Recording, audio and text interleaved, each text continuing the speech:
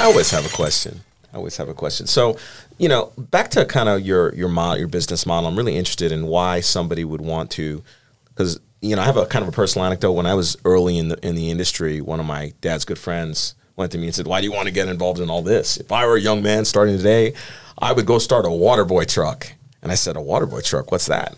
You know, because I was delivering. I was new to, you know, water boys. I was new to Florida, and you know, apparently everybody needs water here, especially for people who are new to. It's crazy.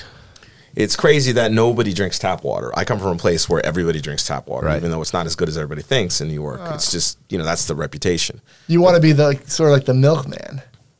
But I mean, that's kind of, yeah, it is almost like a modern day milkman. But apparently this stuff, if you have a business mindset, this is really lucrative stuff. I mean, you could make a lot of money delivering water if you set it up properly. Or you could get but Dan the waterman's not delivering water. He's competition. I understand that, but you know, it's the same industry. And how would you describe, like, if you were trying to sign on a dealer, someone like who I was, young man trying to get in the industry, like, what is your pitch for them to go with your direction and what you do, as opposed to, you know, the water boy or something like that? Well, like Trey said, it's the same industry, but completely different than what we do. We bring clean water to someone's home versus them having to have it delivered over and over and over again, right?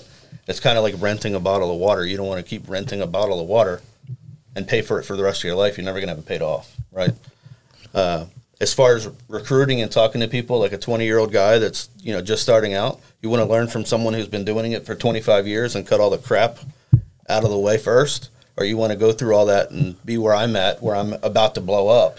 Right. Can you give us some examples of the crap?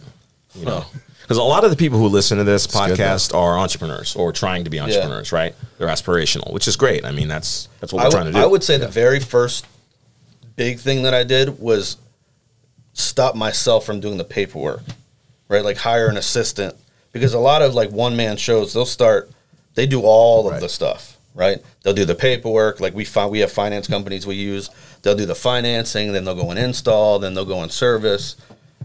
Doing everything yourself, eventually that's going to come to an end, right? Because you can't continue selling and on the back end have service customers.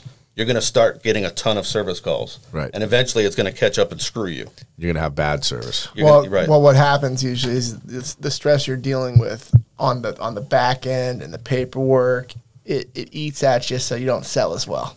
Because it almost becomes like, okay, if I sell this, then I have to deal with all that crap. And then you get so busy. Yeah. I mean, just today we had like 13 service calls.